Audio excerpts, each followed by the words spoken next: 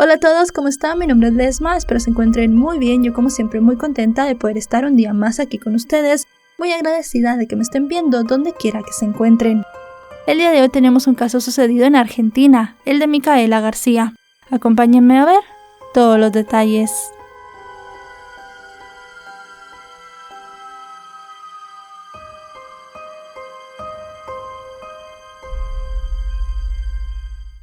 Cuando Micaela García nació el 9 de agosto de 1995, sus padres se llenaron de alegría. La pequeña, que vio la luz en Concepción del Uruguay, un municipio ubicado en la provincia de Entre Ríos, en Argentina, era la única niña del matrimonio. Sus padres, Néstor García, conocido como Yuyo, y Andrea Lescano se esforzaron mucho para darle lo mejor a ella y a sus 3 hermanos, Ayrton, Alejo y Jano, el menor. Desde niña mostró interés por la gimnasia y a medida que fue creciendo comenzó a entrenar, pues su sueño era ser una gran gimnasta. Con apenas 9 años, Micaela mostraba una personalidad muy independiente y no le tenía miedo a nada. Todos los viernes al salir del colegio tomaba el transporte colectivo y viajaba hasta Buenos Aires. El recorrido de 4 horas terminaba en Retiro, donde la esperaba su profesor de gimnasia aeróbica, Jorge Fillón, quien la llevaba a entrenar. El domingo ella volvía sola a su casa en Entre Ríos. Durante 3 años esa fue su rutina, y tras duros entrenamientos vio el fruto de su esfuerzo, ya que a los 12 años logró clasificar en 4º lugar para el Campeonato Mundial de Gimnasia Artística en Alemania. Sus padres la autorizaron a viajar con la delegación, y se preparó muy duro para la competencia. Corría el año 2008, y justo en esa época había una ola de incendios en los campos bonaerenses, que causaba interrupciones del paso por las vías. Ese contratiempo hizo que la familia no pudiera llegar al aeropuerto a la hora prevista, y Micaela perdió su vuelo. Pero la desesperación no duró mucho, pues sus padres le compraron otro pasaje y ella voló a Europa, donde se encontró con su entrenador y pudo competir en la categoría de 12 a 15 años. Aunque no logró colgarse al cuello una medalla, tuvo una destacada participación en la competencia, y desde ese momento todo empezó a mejorar. Después del Mundial, Micaela participó en otras competencias nacionales e internacionales, como los Juegos Panamericanos en 2010, donde estuvo en la categoría Grupo y ganó la medalla de plata. Durante esos años pasaba los fines de semana en la casa de Jorge y su esposa Luisa, y en el último tiempo de entrenamiento también se quedaba en la casa de sus amigas. A medida que fue creciendo, se convirtió en una joven con mucha personalidad, decidida e independiente, pero sobre todo con una gran pasión por la lucha social. Fue así como a los 15 años empezó a alejarse de la gimnasia y decidió unirse como militante activa de organizaciones como Ni Una Menos y el Movimiento Evita, que defienden los derechos de las mujeres en Argentina. Manteniendo una postura activa en contra de la violencia de género, a Micaela le gustaba ayudar en comedores populares conocidos como merenderos. También daba clases a niños de familias de bajos recursos, a quienes no solo les enseñaba lecciones y deportes, sino también a soñar con un futuro mejor. Pero no todo era trabajo y lucha. Como muchas chicas de su edad, le encantaba divertirse. Tenía un novio llamado Alejandro y disfrutaba de sus salidas con él y también con sus amigos, las cuales solía publicar en sus redes sociales. Era una estudiante destacada y con habilidades deportivas, pero sobre todo tenía grandes sueños y muchos proyectos. Se visualizaba a sí misma en el futuro promoviendo mejoras en su comunidad, comprometida con los derechos humanos y con la realidad que la rodeaba. Tras culminar la secundaria, la chica decidió estudiar un profesorado de educación física en Gualeguay, a 200 kilómetros de su casa. Debido a la distancia, de lunes a viernes se quedaba en una residencia estudiantil en esa ciudad para asistir a clases, y los fines de semana volvía a Concepción para seguir con su labor social en el comedor infantil y organizar actividades con los colectivos de mujeres. Su lema era hacer las cosas para que la gente viviera mejor. Le interesaban sobre todo los niños. Quería mejorar sus condiciones materiales y más allá de eso también los alentaba a que tuvieran sueños a futuro. Para el 2017, Micaela, de 21 años, cursaba el último año de su carrera. Como siempre, estaba llena de proyectos y metas. Al graduarse volvería a vivir en Concepción para militar de lleno en el movimiento y continuar con su labor con los adolescentes a quienes ayudaba. Parecía que tendría un futuro brillante. Mientras vivía su presente intensamente y con alegría, El 31 de marzo del año 2017, la chica y sus amigos acordaron ir a bailar a un local cerca de su casa. Se estaban divirtiendo y Micaela dejó constancia del buen momento, grabando varios videos que publicó en sus redes sociales. Luego de compartir varias horas, salió del lugar antes de las 6 de la mañana del sábado 1 de abril de 2017. Como su residencia quedaba a pocas calles, decidió irse sola caminando. A esa hora le escribió a su novio Alejandro y le dijo que todo estaba bien y que iba de camino a casa a descansar un rato, porque ese mismo día viajaría en transporte colectivo a Concepción para asistir a la fiesta del bebé de una de sus amigas que estaba a punto de dar a luz. Eso fue lo último que se supo de ella, ya que después desapareció sin dejar rastro. Cerca del mediodía, Alejandro comenzó a preocuparse porque no le contestaba las llamadas ni los mensajes. Llamó a las compañeras de residencia de Micaela para preguntarle si sabían algo de ella, pero le dijeron que no, y enseguida fueron a ver si estaba en su habitación. Al revisar el lugar encontraron su mochila, por lo que dedujeron que no se había ido a su casa en Concepción. Al enterarse de eso, la angustia de Alejandro creció y llamó a la madre de Micaela para decirle que no encontraban a su hija. Andrea llamó a su esposo, quien estaba de pesca con su hijo Jano, y juntos viajaron a Gualeguay para buscarla. Desde el primer momento, su desaparición fue divulgada ampliamente en las redes sociales y medios de comunicación argentinos. Sus allegados publicaron su fotografía varias veces solicitando información. Paralelamente, los padres acudieron a la policía a formular una denuncia por desaparición, pero se tropezaron con la negativa de los agentes, pues estos alegaban que la joven tenía 21 años y que podía haberse ido por su propia voluntad. Sin embargo, los familiares insistieron en que ella jamás se iría sin avisarles dónde estaba. Según lo que relataron sus allegados, el hecho de que perteneciera al movimiento Evita también generó perjuicio en los oficiales, pero pronto estos cedieron, al notar que había mucha gente movilizada tratando de encontrar a la joven. De hecho, quienes la buscaban lanzaron una alerta nacional. Se organizaron marchas en la Plaza de Mayo y en el Obelisco en la capital, así como en el resto del país. Familiares y amigos de Micaela, acompañados por decenas de mujeres de distintos colectivos feministas, exigían que la chica apareciera. Al mismo tiempo, los cuerpos policiales desplegaron a más de 200 oficiales en una búsqueda exhaustiva por mar y tierra. También se ofreció una recompensa de $500,000 argentinos por pistas que llevaran a dar con su ubicación. Durante varios días, sus familiares recibieron llamadas en las que solo se oía a alguien respirando con fuerza al otro lado de la línea, y luego colgaban. En otras ocasiones había personas que se hacían pasar por la joven pidiendo auxilio. Pese al estado de nervios que ese tipo de comunicaciones les producía, no se dejaron ganar por el desaliento. En esos días surgieron algunas hipótesis según las cuales Micaela podía haber sido víctima de organizaciones delictivas de trata de personas, y en medio de ese posible escenario sus padres mantenían la fe de encontrarla con vida. Mientras continuaban los operativos de búsqueda, las autoridades detuvieron a Alejandro, el novio de Micaela, para interrogarlo. Sin embargo, el joven fue liberado horas después, luego de que el fiscal Ignacio Telenta comprobara su coartada, la cual lo ubicaba muy lejos del lugar en las horas en las que la joven había desaparecido. Asimismo, los agentes entrevistaron a amigos de Micaela, con quienes ella había estado bailando esa noche, pero ninguno pudo dar pistas de lo que le podía haber ocurrido. Sin embargo, sus testimonios fueron útiles para los investigadores, para poder reconstruir las últimas horas en las que Micaela fue vista, y el recorrido que debió hacer para ir a su casa esa mañana.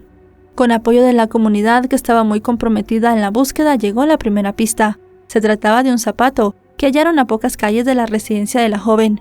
Con esa evidencia desplegaron un operativo con perros policías para seguir el rastro, pero no lograron resultados. Luego de eso, la policía solicitó los videos de las cámaras de seguridad a los dueños de los locales de la zona.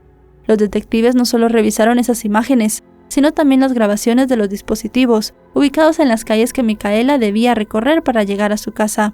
Tras analizar los videos, los detectives descubrieron un vehículo gris marca Renault, con vidrios ahumados, que estuvo dando vueltas esa madrugada cerca del local, donde los chicos fueron a bailar, y luego el mismo auto pasó por donde caminaba Micaela hasta que desapareció. Sin embargo, debido a la baja resolución y mala calidad de los videos, en un primer momento los agentes no pudieron obtener los datos de la matrícula del automóvil. En una rueda de prensa, el fiscal a cargo de la búsqueda confirmó que una cámara de seguridad captó a Micaela caminando sola sin un zapato, antes de las 6 de la mañana del domingo. También reveló que en el video se veía a un auto que cruzaba de manera sospechosa cerca de la estudiante, pero hasta ese momento no habían podido establecer si sus ocupantes hablaron o no con ella. Por su parte, el jefe del departamento de policía, Marcos Schmunk, comentó que investigaban una supuesta publicación en las redes sociales que señalaba que un pescador había visto que alguien tiraba algo pesado al río Gualeguay. Decidieron darle seguimiento a esa posible pista y se desplegó un contingente de oficiales para hacer un rastrillaje en la zona. Pero hasta ese momento no se había podido localizar ni a Micaela ni al supuesto pescador. Pasaron varios días hasta que hubo un resultado alentador. Luego de un arduo análisis y el uso de diversas tecnologías, finalmente se pudieron obtener los datos de las placas del automóvil Renault.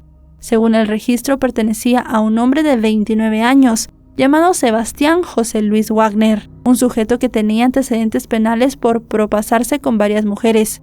Lo apodaban el Melli, porque tenía un hermano mellizo llamado Maximiliano. El vocero de la policía de Entre Ríos, Fabio Jurajuría, dio a conocer más detalles del sospechoso, quien era un ex empleado de un frigorífico, en donde se encargaba de matar animales.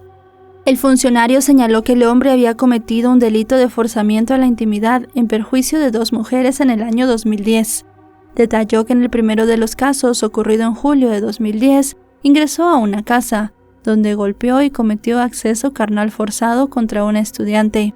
Antes de abandonar la vivienda, se robó varios objetos de valor. 4 meses después, en noviembre del mismo año, atacó a otra chica, a quien obligó a subir a su auto y luego la llevó a la fuerza a un parque para abusar de ella. Las víctimas y varios testigos reconocieron al sujeto y fue sometido a un juicio en el cual lo condenaron a 9 años de prisión en 2012. Sin embargo, inexplicablemente estaba libre desde julio de 2016. Estando en prisión se descubrió un tercer ataque previo a los anteriores, en el que la víctima también había sido una estudiante. El perfil genético del transgresor coincidía con el de Sebastián. Todo hacía pensar que el preso sumaría una nueva condena, pero esa vez ante el tribunal responsable de juzgarlo, la defensa del acusado apeló a un as bajo la manga y acusó de los hechos a Maximiliano, el hermano gemelo de Sebastián. El vocero de la policía de Entre Ríos detalló que la jugada resultó efectiva, pues el juicio fue suspendido mientras realizaban otras experticias. Se solicitó un análisis genético entre ambos hermanos, que por supuesto resultó inútil, pues eran iguales, y la falta de recursos del Estado para hacer un estudio de ADN más amplio dificultó la identificación del atacante. Asimismo, como no existían pruebas complementarias, ya que en el momento del ataque el agresor tenía la cara cubierta por una capucha, la justicia decidió absolver a Sebastián, porque existía una duda razonable de aquel tercer caso de abuso. El hombre era peligroso y reincidente, pero solicitó la libertad condicional al cumplir 2/3 de su pena. La fiscalía desaconsejó su liberación, alegando que además de ser un riesgo para la sociedad, no estaba rehabilitado. Sin embargo, el juez de ejecución penal, Carlos Alfredo Rossi, liberó al sujeto el 5 de julio de 2016, mucho antes de que se agotara su pena. Los 9 años de condena en realidad fueron 4, y volvió a las calles. Y tal y como lo predijo la fiscalía, 8 meses después volvió a hacer de las suyas. Según los registros judiciales, el 31 de marzo de 2017, un hombre acudió a la delegación de policía para denunciar a Sebastián por intentar tener relaciones sexuales no consentidas con su hija de 13 años, además de enviarle mensajes inapropiados por las redes sociales, los cuales claramente dejaban ver sus intenciones de propasarse con ella. Sin embargo, esa denuncia no fue procesada por los agentes de guardia en ese momento, pues alegaron que la autoridad pertinente para hacerlo no se encontraba en la comandancia. Le pidieron al padre que acudiera el lunes 3 de abril para formalizar la denuncia. Esas declaraciones del vocero de la policía de Entre Ríos causaron más indignación entre la población, pues si efectivamente Sebastián era el responsable de la desaparición de Micaela, todo se podía haber evitado si la policía hubiese atendido la denuncia y hubiesen detenido al sujeto a tiempo. Ante su error y debido al peligro que representaba el sospechoso, las autoridades aceleraron las pesquisas para hallar el vehículo y así dar con el paradero del delincuente. Fue el 5 de abril cuando la policía ubicó el auto en un lavadero de vehículos, propiedad de un hombre llamado Néstor Pavón de 36 años, quien le había dado empleo a Sebastián durante los últimos 3 meses. Durante el interrogatorio, Néstor dijo que esa noche salieron en el auto de Sebastián, quien estaba deprimido por una pelea con su pareja. Fueron a comer a un restaurante, donde estuvieron juntos hasta aproximadamente las 3 de la madrugada. Luego de eso, cada uno se fue por su lado y él regresó a su casa. Refirió que al día siguiente se encontró nuevamente con su empleado, a quien le había entregado unos 5,000 pesos argentinos, que le había pedido para poder viajar a Buenos Aires a buscar un nuevo trabajo. Señaló que lo ayudó a irse de la ciudad en un camión de carga. La actitud del hombre, así como algunas inconsistencias en sus declaraciones, hicieron dudar a los oficiales, por lo cual fue considerado sospechoso y se le dictó prisión preventiva. Asimismo, los detectives interrogaron a la pareja de Sebastián, Nora González, quien admitió que conocía sus antecedentes penales, pero había elegido darle otra oportunidad cuando decidieron vivir juntos.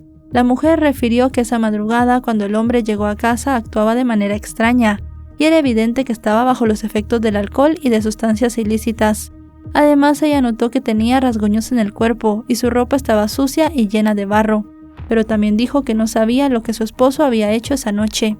Indicó que su conducta, las marcas en su piel y su desaparición después que empezaran a buscar a Micaela la hicieron sospechar, y pensó en señalarlo ante la policía.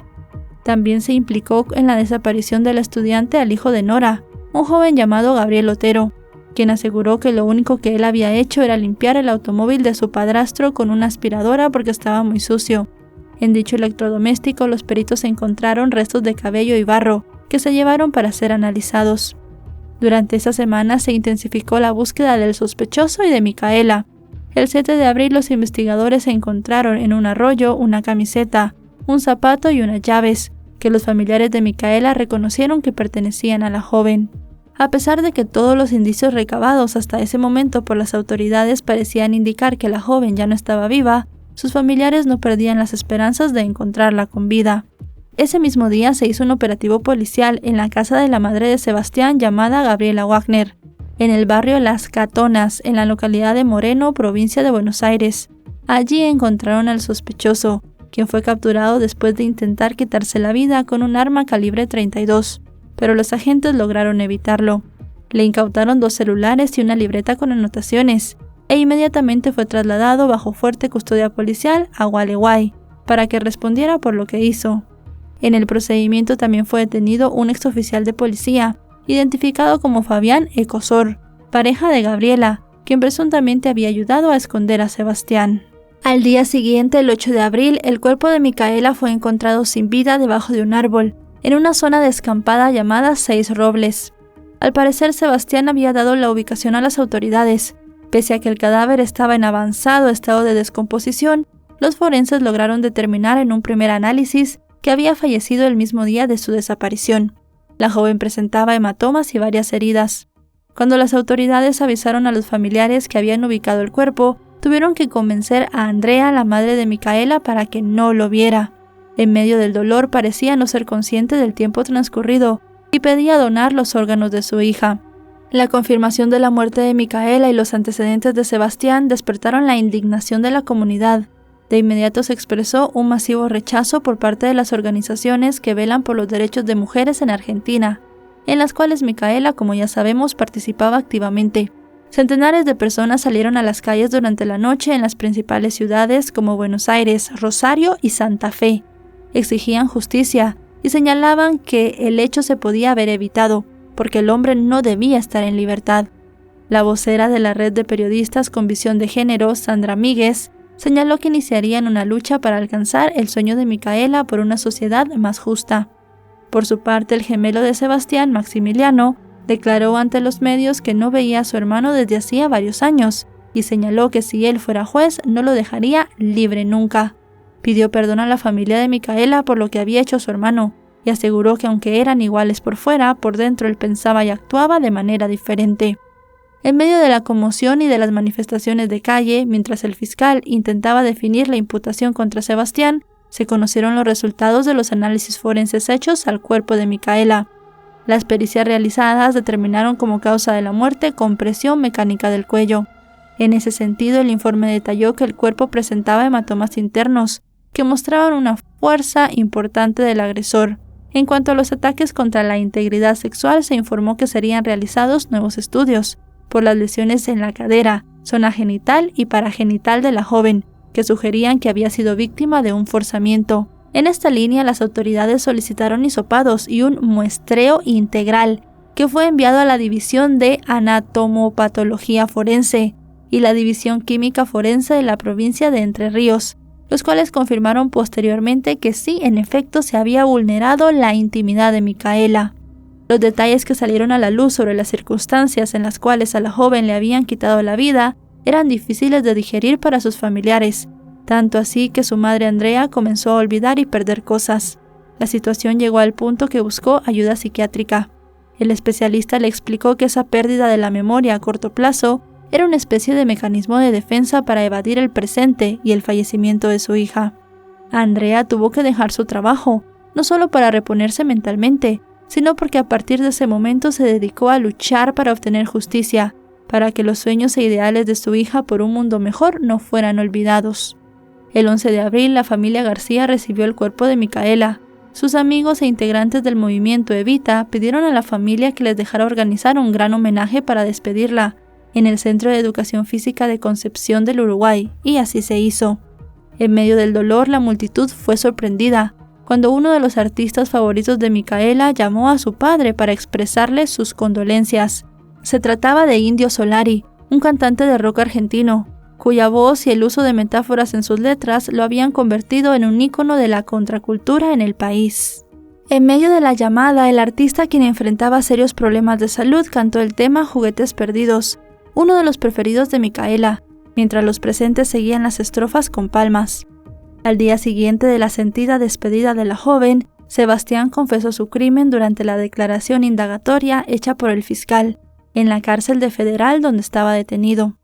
En su testimonio admitió haber cometido acceso carnal sin consentimiento de Micaela, pero aseguró que él no le había quitado la vida, y además dijo que no actuó solo, sino en complicidad de su ex jefe Néstor. Relató que esa noche estaban en una especie de cacería de víctimas y escogieron a la joven al azar. Al verla sola, se convirtió en un blanco fácil. La interceptaron, se bajaron del vehículo y tras someterla la obligaron a entrar al auto. Posteriormente la golpearon para aturdirla. El hombre reveló que comenzaron a vulnerarla por turnos durante el trayecto hacia el lugar donde luego le quitaron la vida. En ese sitio fue donde las autoridades habían hallado su short y una sandalia. Sin embargo, ellos se deshicieron del cuerpo en un lugar ubicado a 2,5 kilómetros de distancia, como ya sabemos en la estancia 6 Robles.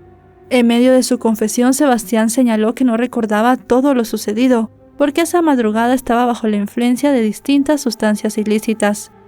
La fiscalía lo imputó por el delito de abuso sexual con acceso carnal y el posterior homicidio calificado por alevosía, y también por femicidio, cometido para ocultar otro delito. En un comunicado, el Ministerio Público informó que el hombre, asistido por la defensa oficial, presentó declaración, reconociendo su coautoría en el hecho, y dio cuenta de la autoría conjunta de Néstor, quien había sido indagado el 8 de abril como partícipe del mismo. El Procurador General de Entre Ríos, José Amílcar García, detalló que tenían a Sebastián y a Néstor como acusados principales y coautores del delito de homicidio triplemente calificado. También estaban señalados el ex policía Fabián, pareja sentimental de la madre de Sebastián, y Gabriel, el hijo de Nora, la mujer de Sebastián. A estos dos los investigaban por su presunta colaboración y complicidad en la fuga del imputado. Según el funcionario, los investigadores tenían pruebas de que Néstor estuvo con Sebastián antes y después de los hechos, cuando ambos habían lavado el vehículo.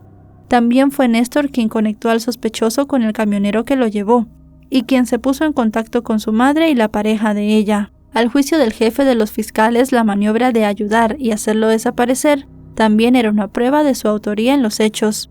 El fiscal anunció que continuarían con la investigación y recolección probatoria para que los detenidos fueran llevados a juicio. Aunque los presuntos responsables de la muerte de Micaela estaban tras las rejas, las protestas continuaron, esta vez dirigidas contra el juez, quien había dejado en libertad a Sebastián en 2016. Las convocatorias a marchar exigiendo justicia se multiplicaron por redes sociales. La principal se llevó a cabo en la Plaza de Mayo, frente a la sede del gobierno federal. Allí, Fabiana Túñez, presidenta del Consejo Nacional de las Mujeres, acusó tanto a Sebastián como al magistrado que lo liberó, como responsables del trágico final de Micaela. Por su parte, el entonces presidente de Argentina, Mauricio Macri, condenó el hecho, y sobre todo la actuación del juez Carlos. De acuerdo con lo publicado por los medios locales, el juez de ejecución penal había obviado un informe negativo del centro penitenciario donde estaba recluido el sujeto en el momento de dar la orden de libertad condicional. La muerte de Micaela tuvo un impacto devastador en la vida de su familia. Así lo señaló Andrea, quien dijo que perdió su estabilidad emocional y hasta su memoria. Sin embargo, fue capaz de levantarse. En sus redes sociales, Andrea publicó un escrito en el que prometía que lucharía por materializar todos los proyectos e ideales que ella tenía. La manera que encontró para cumplir esa promesa fue crear la Fundación Micaela García La Negra, recordando el apodo cariñoso que le decían sus allegados. A esa iniciativa, inspirada en los sueños de su hija, se sumaron muchos amigos y voluntarios. Durante 5 meses, las organizaciones de mujeres y la fundación mantuvieron las protestas, hasta que los responsables fueron llevados a juicio. El proceso comenzó el 21 de septiembre. Además de Sebastián, estaban siendo juzgados Néstor como coautor, y Fabián y Gabriel por encubrimiento y complicidad. En medio del debate declararon más de 50 testigos, y la fiscalía mostró las pruebas recabadas durante la investigación. De acuerdo con la reconstrucción de los hechos presentada por el fiscal, la víctima fue interceptada por Sebastián y otra persona, quienes iban a bordo del automóvil Renault, cuyo paso quedó registrado por las cámaras de seguridad. Luego abusaron de ella y le quitaron la vida, dejando su cuerpo abandonado. En el banquillo de los acusados, Sebastián se declaró culpable de abusar sexualmente de la chica. En base a esa confesión, su abogado defensor, Andrés Carvajal, pidió que lo condenaran por ese delito y no por femicidio. Por su parte, Néstor ratificó su inocencia y sostuvo que la noche del crimen él estaba en su casa. Ese mismo argumento lo utilizó la defensa de Gabriel, a cargo del jurista Horacio Barreto, quien pidió la absolución de su representado por considerar que no existían pruebas contundentes en su contra. Luego de 3 semanas de escuchar alegatos, el 17 de octubre, los jueces María Angélica Pivas, Roberto Cadenas y Darío Crespo declararon culpable a Sebastián y lo condenaron a cadena perpetua. A juicio de los magistrados, la fiscalía logró probar que el acusado había abusado sexualmente de la víctima y luego procedió a asfixiarla con alevosía para lograr su impunidad y en un contexto de violencia de género. Sin embargo, con relación a Néstor, el tribunal consideró que no había elementos suficientes para probar su participación en el hecho, aunque sí estaba probado que encubrió al perpetrador, por lo que fue sentenciado a 5 años de cárcel por el delito de encubrimiento.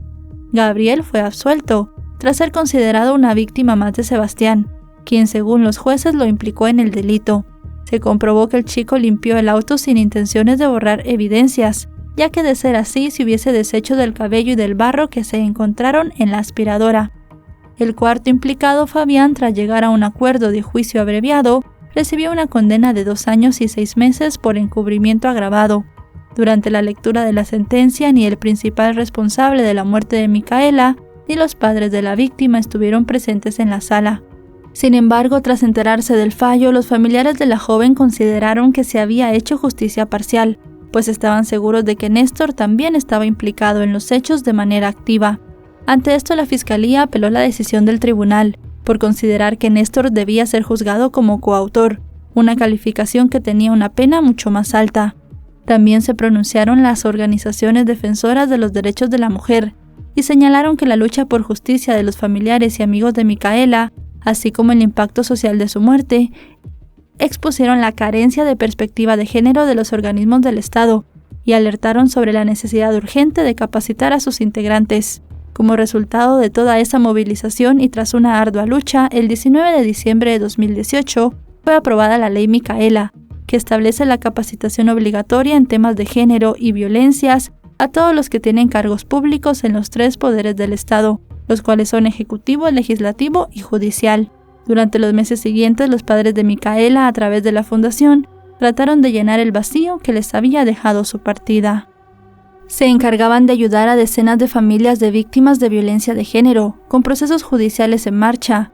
Les decían cómo solicitar información a los tribunales sobre el estado de las causas o las condenas, y también ofrecían capacitaciones en diferentes instancias. Para junio de 2019, la Cámara de Casación Penal ratificó la condena de prisión perpetua para Sebastián y le dio la razón al Ministerio Público al ordenar la anulación de la sentencia menor que recibió Néstor y solicitar que fuera sometido a un nuevo juicio oral, acusado de ser coautor del crimen de Micaela. Luego de eso, el acusado presentó una apelación, por lo que el trámite pasó al Superior Tribunal de Justicia de Entre Ríos. El máximo tribunal provincial le dio la razón al imputado y ordenó que la sentencia quedara como estaba, es decir, como encubridor. A raíz de esto, los fiscales presentaron lo que se conoce como recurso extraordinario federal, para que la Corte Suprema de Justicia de la Nación decidiera su destino. Mientras tanto, en paralelo a todas estas idas y venidas legales, la defensa de Néstor solicitó que fuera excarcelado hasta que tuviera una sentencia firme. Alegaron que su cliente ya había cumplido más de 2/3 de su pena, por lo que le correspondería la libertad condicional, pero como la condena aún no estaba firme, pedían directamente la excarcelación. La respuesta del abogado querellante Jorge Rubén Impini no se hizo esperar. En representación de los padres de Micaela, se opuso a la petición, advirtiendo que el sujeto no había cumplido las 2/3 partes de su condena y que además existía peligro de fuga. Pese a los argumentos de Jorge, el lunes 24 de agosto de 2020, el Tribunal Superior de Justicia se pronunció. En un fallo de 20 páginas, los magistrados Miguel Ángel Giorgio, Claudia Mónica Misahuaca y Daniel Carubia dejaron libre bajo fianza a Néstor, hasta que se resolviera todo el trámite judicial de apelaciones y recursos. El trámite se retrasó hasta el 4 de septiembre, ya que el tribunal le había fijado una fianza de 1 millón de pesos argentinos, que el acusado no lograba reunir. En las últimas horas de ese día, la justicia aceptó su camioneta como alternativa a la caución que se le había interpuesto. Tras permanecer detenido 3 años y 4 meses, Néstor salió de la cárcel, donde en las afueras lo esperaban sus familiares para llevarlo a casa. En ese momento, el director del penal, Marcelo Sánchez, advirtió que si bien el hombre había sido liberado, debía cumplir con una serie de medidas como fijar domicilio y presentarse en el juzgado periódicamente. 5 meses después, en febrero de 2021, a través de un comunicado, los padres de Micaela informaron que habían elevado a la Corte Suprema de Justicia de la Nación un recurso de queja para que se revisara la sentencia de Néstor, ya que alegaban que el Tribunal Superior de Justicia de Entre Ríos les había negado el derecho de recurrir a la Corte Nacional. La familia buscaba completar el proceso de justicia y para ello contaban con la representación del Cuerpo de Abogadas y Abogados para Víctimas de Violencia de Género, perteneciente a la Subsecretaría de Acceso a la Justicia del Ministerio de Justicia y Derechos Humanos de la Nación. Sus allegados consideraban que existía suficiente material probatorio que evidenciaba la responsabilidad de Néstor como coautor de los hechos y afirmaban que no habían analizado correctamente todas las pruebas. En ese sentido, recordaron que la Cámara de Casación solicitó en junio de 2019 la apertura de un nuevo juicio para determinar la responsabilidad del sujeto en concordancia con el pedido de la familia y la Fiscalía, pero en esa oportunidad el Supremo Tribunal lo rechazó, acusándolos de tener ideología de género.